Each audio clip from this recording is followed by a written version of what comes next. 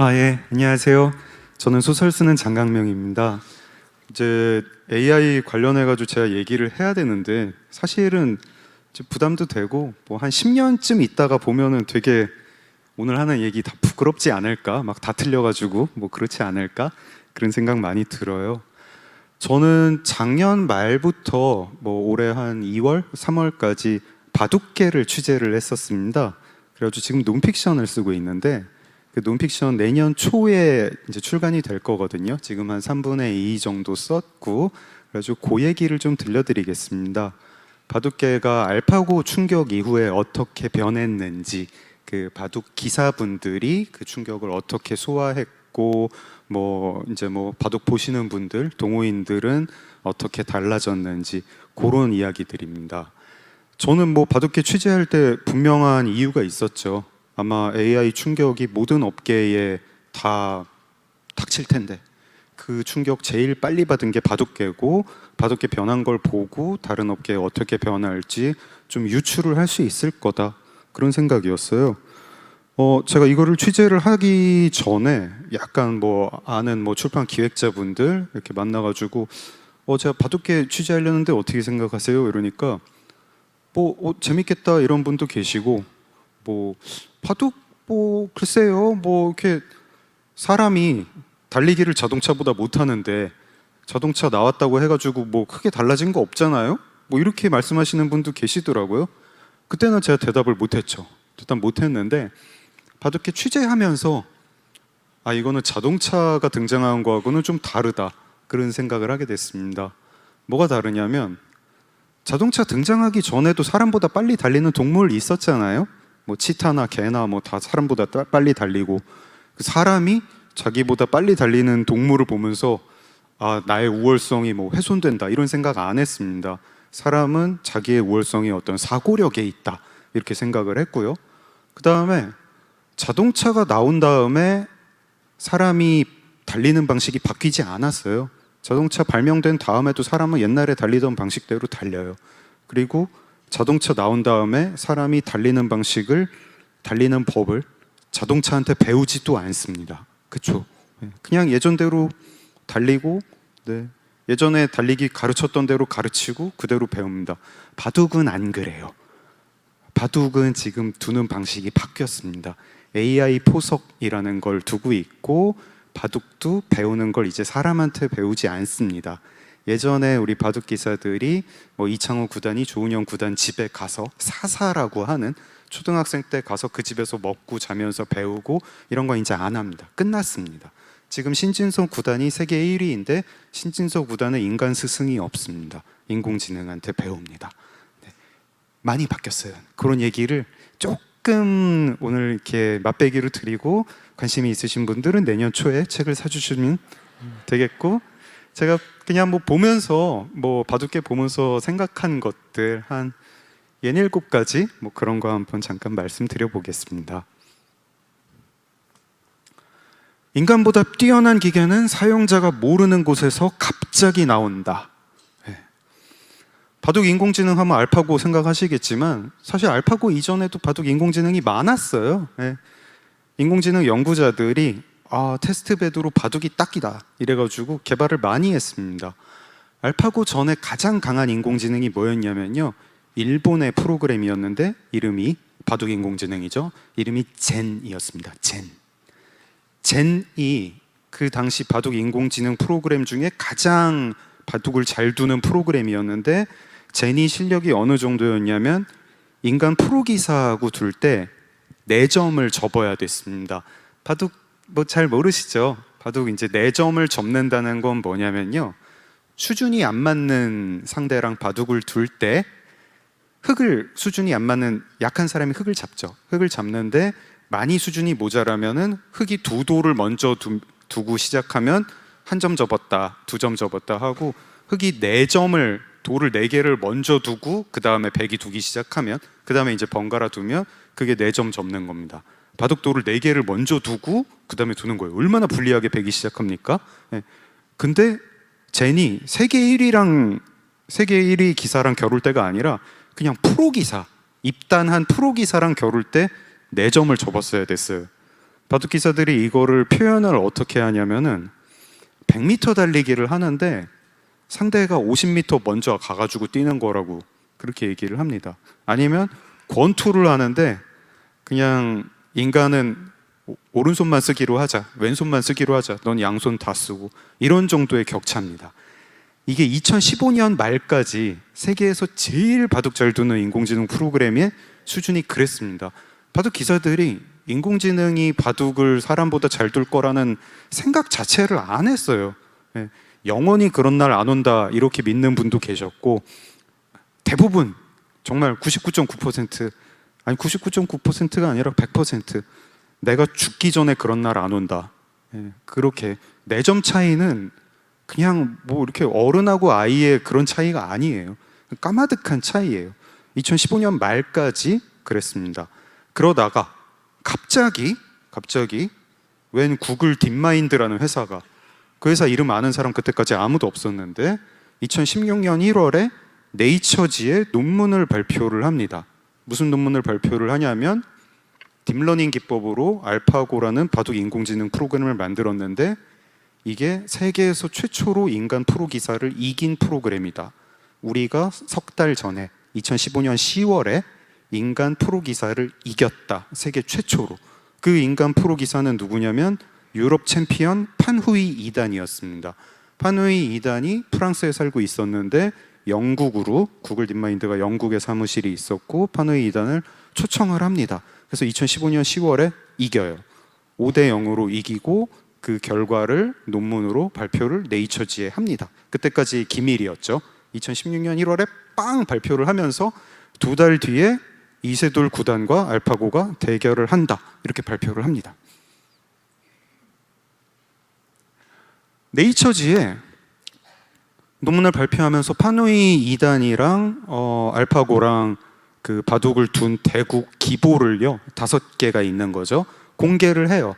바둑 기사들은 기보를 보면은 그 바둑 두는 사람들의 수준을 알 수 있습니다. 2016년 3월에 이세돌 구단이랑 알파고랑 이 프로그램이랑 둔다고 하고 당시 바둑 기사들의 반응이 이랬습니다. 유럽 바둑 챔피언 판후이 2단은 한국 프로 기사와 실력 차이가 많이 나기 때문에 상대도 안 될 것이다. 기보를 보니까 판후이가 유럽 챔피언이긴 한데 국내 프로 기사 수준도 아니고, 프로 기사 되기 전에 연구생이라는 걸 합니다. 한국기원에서 미생의 임시완이 했던 게 그 연구생이고요. 연구생을 하기 위해서도 시험을 쳐야 돼요. 바둑 시험을 쳐야 돼요. 연구생, 지망생 수준도 안 된다. 판후이 2단 보니까. 그냥 그 네이처지에 나온 그 기보를 봤는데 그 5건을 보니까 한국 프로 기사들 보기에 이건 뭐 그래 제니인가 뭐 그 프로그램보다는 잘 두는 것 같은데 아직 까마득하다. 이런 2016년 3월 아침까지 반응이 이랬어요. 뭐 알겠어, 실력 많이 늘었구나. 아직 까마득해. 그리고 그 말이 맞아요. 유럽 챔피언이 한국의 연구생 지망생 수준이에요. 유럽에서 바둑 잘 두고 싶으면 한국이나 일본으로 유학 옵니다. 근데 어떻게 됐나요? 4대 1로 알파고가 이겼죠. 다들 깜짝 놀랐죠. 제가 취재를 하면서요, 이때 이렇게 말한 분들을 찾아가가지고 다시 여쭤봤어요. 그때 그 5대0 그 기보요, 지금 보면 생각이 어떠세요? 하면은 그분들이 뭐라고 말씀하시냐면 지금 봐도 수준이 낮대요. 그건. 그럼 어떻게 이세돌 구단을 이겼어요? 하면은 이분들 뭐 이건 이제 구글 딥마인드 설명이 아니라 이분들의 추정인데 2015년 10월에는 분명히 알파고가 실력이 수준이 낮았어요. 근데 2016년 3월까지 자체 대국을 수천만 번을 둬서 그 사이에 인간을 뛰어넘었고 우리는 어떤 프로그램이 5개월 사이에 그렇게 뛰어넘을 거라고 생각을 못 했는데 그게 우리 잘못이다. 그때 뒀던 건 분명히 수준 낮았다. 제가 말씀드리는 게 소설 쓰는 AI가 나오면요, 저 소설가니까 걱정되죠. 그거 개발하는 사람이 제 주변에 없죠. 캘리포니아에 있을 가능성이 높아요. 그리고 자기 연구실에서 몰래 개발할 가능성이 커요. 몰래 개발하다가 완전히 성과가 났을 때 빵 발표할 가능성이 큽니다. 발표 1초 전까지 저는 몰라요. 제 운명을 송두리째 흔들 수 있는 사건인데, 소설을 아주 잘 쓰는 AI, 제가 모르는 곳에서, 먼 곳에서 저한테 미리 알려주지 않고 갑자기 나옵니다. 갑자기 나와가지고 제가 그걸 봤을 때 이게 수준이 이렇게 되네 하고 그 다음날 얘는 수준이 또 달라져 있을 것 같아요. 두 번째로 이런 생각도 합니다. 인간은 창의성과 인간성이 뭔지 모른다. 혹은 그건 인간의 전유물이 아니다. 2016년 3월에 이세돌 구단이 아무튼 알파고랑 대국을 두기로 했죠. 대국을 두기로 해서 그 전에 언론 인터뷰를 좀 합니다. 한 일주일 전에 JTBC 뉴스룸에 나가가지고 손석희 앵커랑 인터뷰를 합니다. 손석희 앵커가 이렇게 얘기합니다. 이번 알파고와의 대결에서도 역시 이세돌 구단의 가장 큰 어떤 무기? 그건 창의성이 될 수밖에 없을 것 같군요. 그러니까 이세돌 구단이 뭐라고 얘기를 하냐면, 그렇죠, 연산 속도나 이런 걸로 제가 어떻게 감히 이길 수 있겠습니까? 사람이 어떻게 컴퓨터를 이기겠습니까? 하지만 사람만이 갖는 무언가, 그런 창의성, 이런 것 때문에 제가 승리하지 않을까? 그렇게 자신감이 있는 거죠. 바둑 인공지능 프로그램을 생각할 때요, 사람들이 바둑 기사도 그랬고 바둑 기사 아닌 사람도 그랬고 어떻게 생각을 하냐면, 얘가 계산을 되게 잘하겠지? 이렇게 생각을 합니다. 바둑이요, 초반, 중반, 종반이 있습니다. 초반에 창의성이 많이 필요합니다. 포석이라고 하는, 그래서 뭐 조은현 구단의 포석이 있고, 뭐 다케미야 구단의 우주류라는 포석이 있고, 뭐 조치훈류라는 포석이 있고, 자기가 막 포석을 개발을 합니다. 중반에 싸움을 합니다. 종반에 끝내기를 할 때 계산을 합니다. 계산을 이창호 구단이 하도 잘하기 때문에 신산이라고 불렀죠. 그리고 저희가 바둑 인공지능 프로그램이라는 걸 생각을 할 때 계산을 잘하겠지? 얘는 끝내기를 잘하겠지? 이렇게 생각을 했어요. 근데 이세돌 구단은 초반을 굉장히 잘 두는, 그리고 16 프로 기사는 그때까지 다 초반을 잘 두는 사람들이었습니다. 초반에서 많이 벌려놓고, 물론 뭐 이창호 구단 같은 분은 종반을 굉장히 잘 뒀지만, 그래서 이세돌 구단도 그렇고 손석희 앵커도 그렇고 다들 그 뭐 인공지능이 뭐 계산 속도 빠르고 뭐 CPU 많고 뭐 어쩌고 저쩌고 하면은 뭐 나중에 계산을 잘하겠지. 초반에서 이세돌 구단이 잘 둬서 이길 거야. 그리고 이세돌 구단이 여러 바둑 기사 중에서도요, 되게 창의적인 기사예요. 되게 기발한 수를 잘 두는 기사였습니다. 그래서 더더군다나 알파고를 쉽게 이길 거라고 생각했죠. 어떻게 됐나요? 알파고랑 이세돌 구단이 경기를 할 때 중계했던 김성룡 구단의 멘트를 보여드리겠습니다. 이세돌 구단이 정형적이지 않고 굉장히 창의적이라서 우리가 좋아하는데 알파고가 더 창의적이다. 사람들이 되게 놀랐어요. 바둑 기사들이 1국을 보고 잘 이해를 못하겠다. 이거 뭘 두는지 잘 모르겠다. 1국 중계 유튜브에 올라와 있습니다. 한번 보십시오. 초반에 중계하는 분들이 다 알파고 되게 비웃습니다. 아, 알파고 또 실수하네요. 또 인간이라면 이런 실수 안 하죠. 어쩌고 저쩌고 하다가 뒤에 잠깐 마가 뜨는 구간이 있어요. 유창혁 구단이랑 뭐 이렇게 바둑 TV에서 중계를 여러 곳에서 하는데 갑자기 말을 안 하는 때가 있습니다. 말을 안 하더니 멘트 그대로 제가 읊어드리면, 이해가 안 됩니다. 계속 이세돌 구단이 유리했는데 왜 대국이 이렇죠? 1국 끝나고 다들 충격을 받습니다. 너무 창의적이라 가지고 이해를 못했던 거예요. 2국 때는 이제 좀 2국 때도 비슷해요. 시작할 때 인간이라면 이런 실수 안 한다 뭐 이런 멘트를 전날보다 조금 조심스럽게 하다가, 찾아보십시오. 많이 나옵니다. 조심스럽게 하다가 2국에서 이세돌 구단이 뭘 실수를 했는지 아무 실수도 안 한 것 같은데 져요. 조혜연 구단이 그날 이제 관전기가 있는데 실수는 계속 알파고가 하고 있었는데 이상하게 이세돌 구단이 졌네요. 2국이 끝나고 이제 다들 바둑 기사들이 그때 뭐 이렇게 다들 한국기원 근처에서 매일 술을 마셨대요. 너무 이해가 안 가는 수고, 이거를 뭐라고 불러야 되냐, 창의적으로 불러야 된다. 제가 바둑 기사분들 찾아가가지고 알파고 창의적이에요, 아니에요? 알파고가 근데 구단 맞아요. 한국기원에서 구단증 줘가지고요. 네. 알사범이라고 부릅니다. 알사범. 근데 제가 알파고 창의적이에요, 아니에요? 하고 바둑 기사분들한테 여쭤보면요, 한 절반 정도는 창의적이라고 하세요. 한두 분은 너무 창의적이다. 어떻게 그렇게 창의적일 수 있는지 모르겠다. 한 절반 정도는 그건 창의라고 볼 수는 없죠. 창의 뭐 기발하긴 한데 창의라고 볼 수는 없죠. 그래가지고 제가 그런 분들한테 다시 여쭙습니다. 만약에 그거 알파고가 둔 게 아니라 어떤 사람이 둔 거면 어떻게 평가하시겠어요? 그럼 다들 그럼 엄청 창의적이죠. 창의성이 뭐예요? 창의성 뭔지 아시는 분 계세요, 여기? 저희가 창의성이 뭔지 몰라요. 창의성이 뭔지 심리학자들이 엄청 연구합니다. 교육 심리학 하는 분들 엄청 연구합니다. 아이들을 창의적으로 키워내고 싶으니까. 그래서 창의성이 뭐냐고 하워드 가드너 같은 이제 다중지능 이론 이런 개발자 하신 하워드 가드너, 창의성은 어떤 사람이 창의적인지 아닌지 판단하는 방법은 그 분야 전문가가 판단하는 밖에 없다. 저희는요, 창의성이 뭔지 몰라요. 알파고가 이렇게 두기 전까지는 창의성이 인간만이 창의적이라고 생각했잖아요. 알파고가 두고 나니까 이제 마음이 저게 창의적이라고 말하긴 어려운데, 창의성은 뭔가 인간적인 건데 라고 생각을 하는데 인정 못하고 있고 그런 겁니다. 소설 쓰는 AI 나올까 말까 뭐 저한테 물어보시는 분들 많아요. 막 무턱대고 문학성은 인간만이 가질 수 있는 거다 이렇게 대답하시는 작가분도 많으세요. 문학성이 뭐예요? 그거 뭐 여태까지 노벨상 수상작 머신러닝으로 쫙 때려넣고 세계 문학 전집 다 때려넣고 패턴 분석해서 비슷한 거 써봐라 해가지고 나왔는데 엄청 감동적이고 읽고 제가 울고 그러면 그거 문학성 없다 그래야 돼요? 저희 문학성이 뭔지 모릅니다. 인간성은 뭡니까?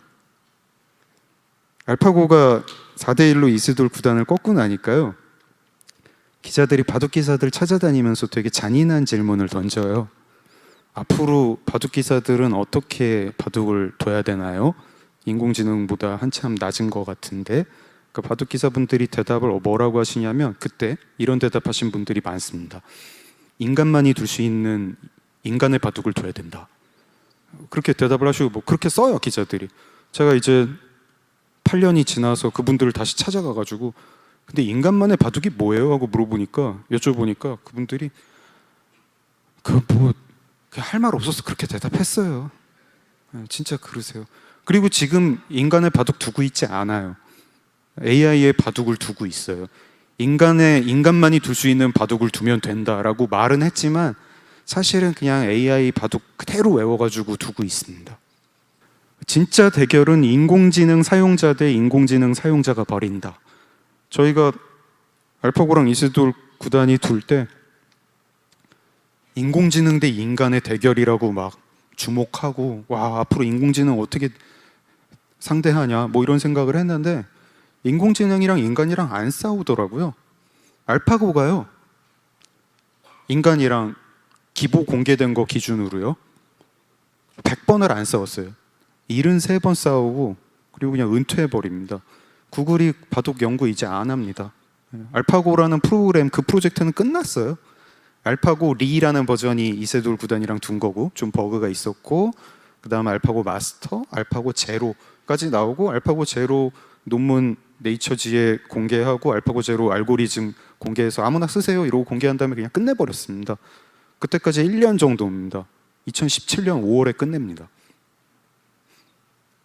73번 둬가지고 인간한테 한 번 지는데 그게 이세돌 구단한테 진 거고요. 그 다음에 바둑 기사들이 인공지능이랑 그렇게 진지하게 대결하지 않아요. 2017년 5월 이후에. 왜냐하면 관심 있는 사람도 없어요. 인공지능이 무조건 이기는데 뭐 인공지능이랑 인간이랑 대결을 봐요. 뭐 한국에 뭐 네이버에서 한돌 뭐 이런 프로그램 만들면 뭐 이렇게 시험용으로 뭐 이렇게 이벤트로 뭐 인공지능 대 인간 기사 대국을 하는데 관심 있는 사람 별로 없어요.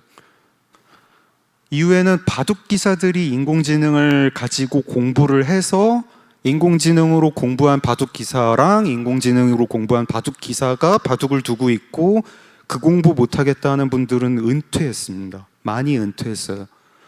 서봉수 구단이 1953년생입니다. 70이 넘었습니다. 얼마 전 인터뷰입니다. 요즘엔 AI한테 매일 바둑 배워요. AI나 인터넷을 보지 않는 프로 기사가 있다면 바둑을 포기한 사람이에요. 바둑도 국가대표가 있거든요. 아시안게임 종목이라 가지고 바둑 국가대표 한국 국가대표팀 기자회견을 하면서 어려운 점이 뭔가요? 그랬더니 아까 그 알파고 알고리즘을 공개를 해가지고요. 알파고 기반 바둑 인공지능 프로그램들이 나오고 있습니다. 현재 제일 강한 바둑 인공지능 프로그램이 중국의 전리에라는 프로그램인데요. 알파고 기반 프로그램이고 전리에는 최신 버전을 중국 국가대표한테만 공개합니다. 그래서 한국 바둑 기사들, 최정상 바둑 기사들한테 어려운 점이 뭐예요? 하고 물었더니 중국 바둑 기사들은 전리에로 공부할 수 있는데 우린 인공지능이 없어서 불리해요. 이런 얘기를 하고 있습니다. 그러면 인공지능 도입돼가지고 바둑 기사들 뭐 편해졌을까요? 그렇지 않아요.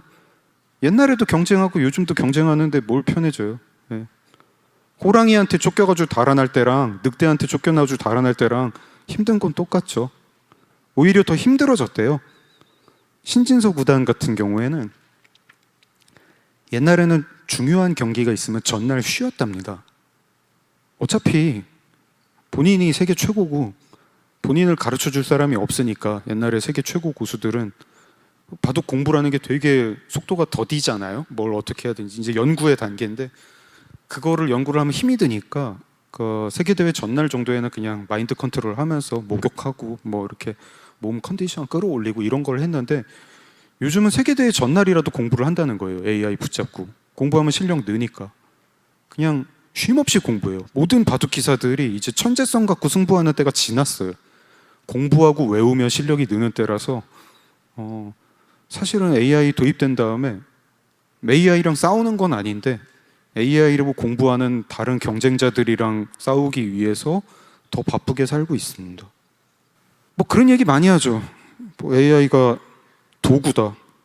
도구니까 잘 이용하면 된다. 근데 제가 바둑계 취재하면서 이런 생각도 들더라고요. 그거 맞는 말인가? AI 때문에 유리한 사람은 정해져 있는 거 아닐까? 비둘기랑 제비입니다. 둘 다 인간을 두려워하지 않는 새죠. 둘 다 사람 근처에 사는 새입니다. 옛날에 흥부전에 왜 제비가 나오죠? 제비가 그때 많았어요. 사람 사는 동네에 많았어요. 비둘기 옛날에 드물었어요. 그래가지고 88 올림픽 때 비둘기가 평화의 상징이라고 날렸어요. 요즘은 거꾸로죠. 비둘기가 많고 제비가 없습니다. 왜 그런가요?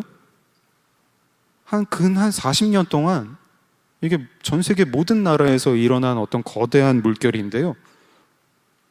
도시화라는 물결이 일어납니다.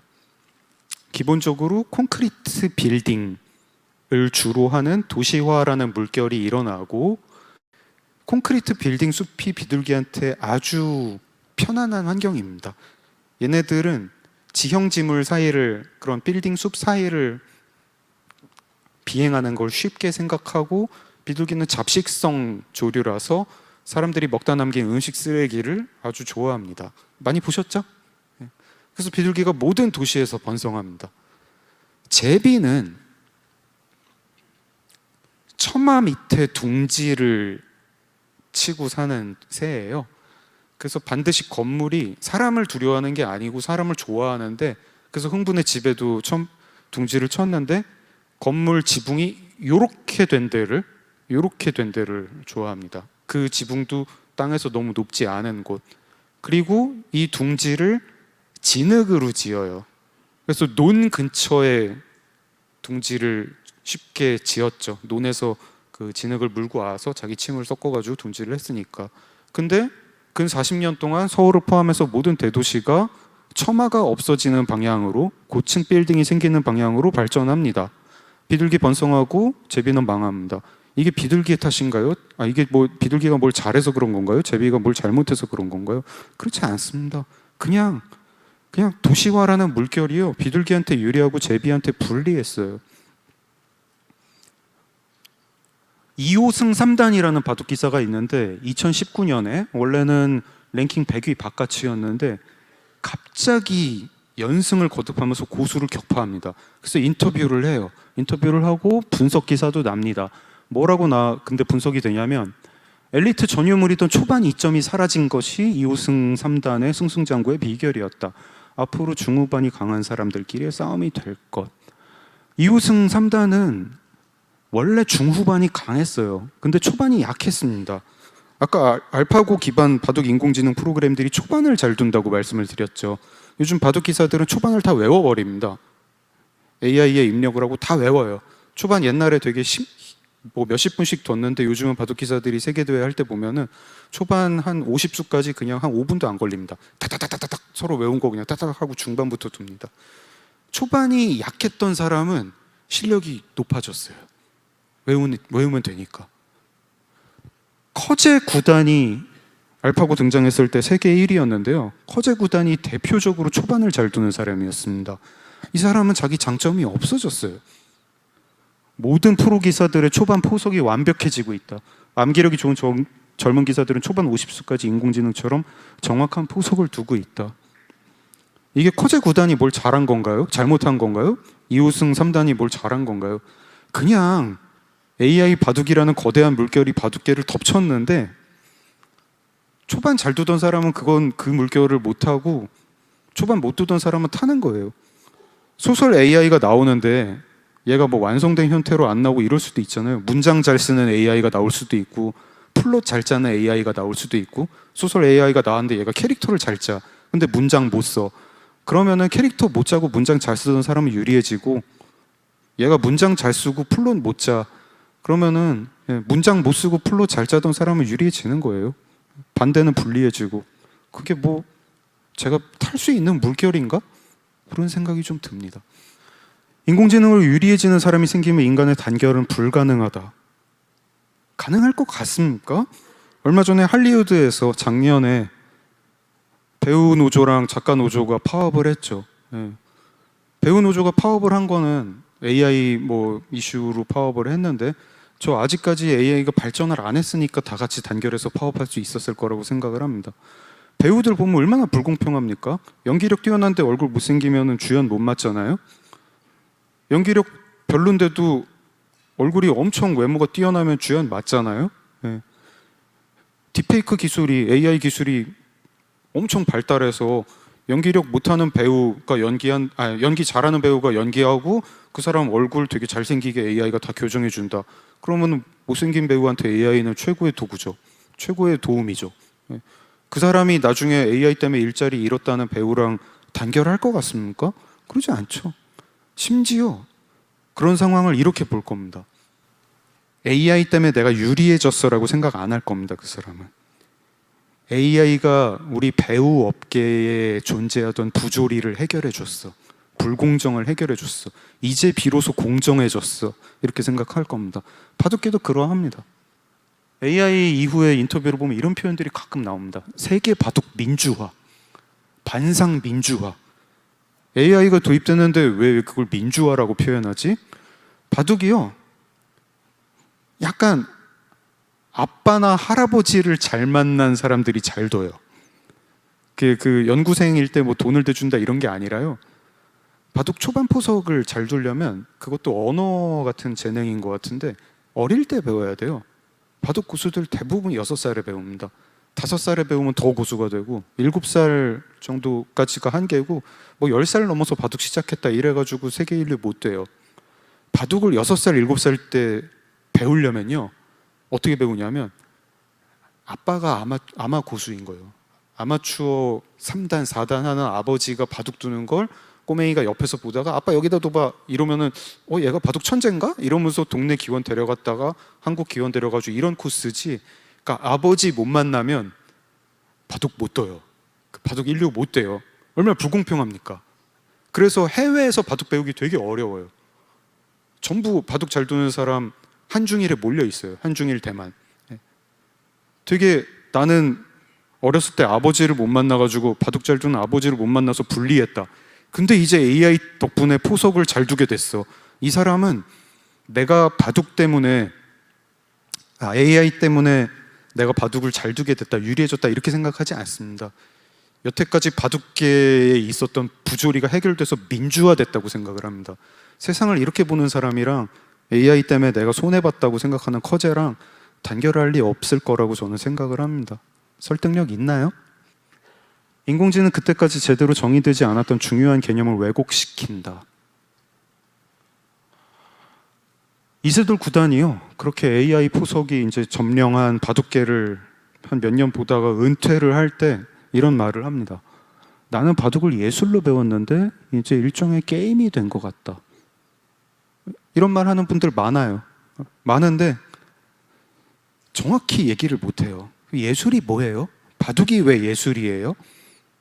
예술인데 왜 아시안 게임 나가요? 이런 거 물어보면 잘 몰라요. 근데 뭔가 있었어. 옛날 바둑에 뭐가 있었어. 지금 없어졌어. 지금 게임이야. 라고 얘기할 때 뭔가 막연히 느끼지만 정확히는 창의력이나 인간성을 저희가 정의하지 않았듯이, 제대로 정의하지 않고 막연하게 썼듯이 게임도 예술도 막연하게 정의하지 않고 쓰고 있습니다. 인간의 언어라는 게 그렇습니다. 근데 막연히 그 사이에 바둑이 바뀌었어. 소설도 그럴 거예요. 소설 쓰는 AI가 나와가지고 이제 플롯은 AI한테 맡기고 문장만 쓰면 된다라고 할 때 제가 야, 내가 알던 문학이 이게 아닌데? 그런 생각을 할 겁니다. 근데 뭐라고 말을 못 할 거예요. 그런 일이 인류 역사에 없었냐 하면 많이 있었어요. 기술 때문에 예술의 개념이 바뀐 거.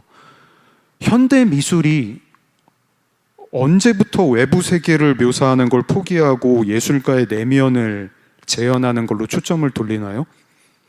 사진기가 등장했을 때부터입니다. 그때 인상파가 나오고 미술이라는 개념이 점점 개념 예술로, 지금은 이제 미술관 가면은 뭐 거기 있는 그림들 200년 전 화가한테 보여주면 이게 왜 미술이에요? 그런 작품들이 걸려 있죠. 모든 업계에서 이런 일이 벌어지지 않을까? 교육, 학문, 문학? 어떤 일을 배우고 추구하고 즐기고 존경하던 방식이 밑바닥부터 변한다. 예전에 바둑 세계대회를 하면요, 결승전을 하면 그 결승전에 올라온 두 사람이 세계에서 바둑 제일 잘 두는 사람이잖아요. 거기서 이기는 사람이 1위고 지는 사람이 2위죠. 그러면은 이 바둑 중계를 할 때 중계하는 분들도 이분들의 수를 잘 이해 못했어요. 중계하는 사람도 구단이에요. 근데 지금 이창호 구단이 흑 37을 여기다 뒀는데 글쎄요 이게 무슨 의미일까요? 뭐 이런 식으로 설명을 하고, 중계를 보는 사람은 더 이해 못하죠. 중계 보는 사람은 다소곳한 마음으로 저 심우한 수가 무슨 의미일까 하다가 경기가 끝나면 종반에 가면 이때 그 수가 그 수였구나 하면서 역시 우리 국수님 대단해, 이런 마음으로 바둑 경기를 봤죠. 지금은 중계할 때 옆에 AI로 추천수가 뜹니다. 추천수가 뜨고요. 지금 누가 유리한지도 떠요. 신진소 구단이 53% 유리합니다. 뭐 이런 게 떠요. 그리고 그걸 보는 사람들도 모바일에 다운받아서 볼 수 있거든요. AI 프로그램 다운받아가지고 추천수가 떠요. 지금은요, 그 대국에 누가 유리한지 불리한지를 그 대국 두는 그 두 사람이 제일 몰라요. 그렇죠? 지금은 어떤 거냐면 제가 모바일로 보고 있을 때 신진서 구단과 뭐 중국의 기사가 결승대회를 하고 있을 때 AI 추천수가 쭉 떠요. 여기 두면 제일 좋아. 그게 파란 점으로 뜹니다. 블루스팟이라고 합니다. 근데 그 기사가 거기에 안 두고 딴 데 두잖아요. 옛날에는 무슨 심오한 술까 이런 생각을 하던 바둑 동호인들이, 바둑 애호가들이 지금은 얘는 중반만 들어가면 꼭 이러더라. 얘는 꼭 이렇게 헛발질을 해. 떡수를 둬. 바둑에 대한 존경심이 사라졌어요. 바둑을 두는데 옆에 승률 그래프가 나와요. 누가 이기고 있습니다. 누가 이기고 있어. 앞서고 있습니다. 이거 바둑이 아니라 경마 아니에요? 5번 말 6번 말이 치고 들어오네요. 이게 옛날에 알던 바둑 맞나? 바둑 잘 두려면 바둑 학원 갈 필요가 없어졌어요. 지금 바둑 학원이 바둑 가르치는 데가 아니에요. 우리 아이 집중력 가르치는 데예요. 바둑을 즐기고 배우고 보던 중계하던 모든 방식이 바뀌었습니다. 문학도 그렇게 될 것 같습니다. AI가 소설 내면은요, 하나 내면은 5분 있다 또 하나 내고 5분 있다 또 하나 내고, 주인공이 재벌 2세였으면 좋겠어 그럼 쫙 바꿔가지고 내고, 주인공이 범생이었으면 좋겠다 그럼 또 쫙 바꿔가지고 내고, 5분 있다 또 내고 5분 있다 또 내고.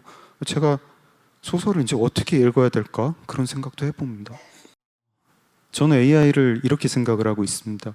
야수라고.